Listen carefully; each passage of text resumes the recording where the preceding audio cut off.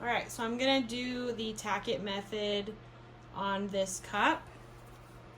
I don't think I've ever done a red one before. So I grabbed this Burning Desire holographic glitter from the glitter guy.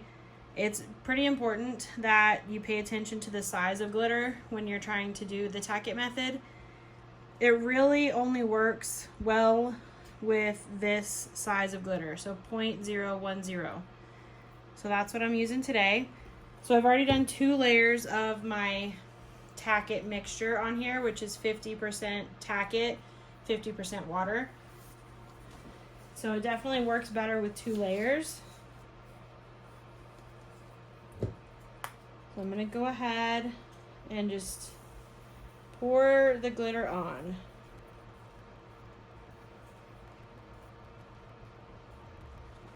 Okay, it looks like it's fully covered. So I'm just gonna go ahead and start rubbing. I always start with the bottom.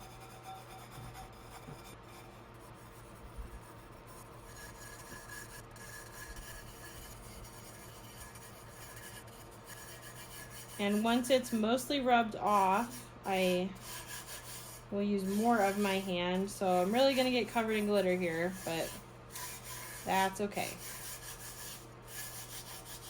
So you just rub all over until there's not really any more glitter coming off.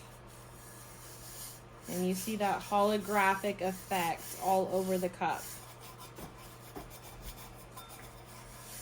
So it's a super quick and easy method, and it's beautiful. So there we have it. There's a red holographic tack it method tumbler.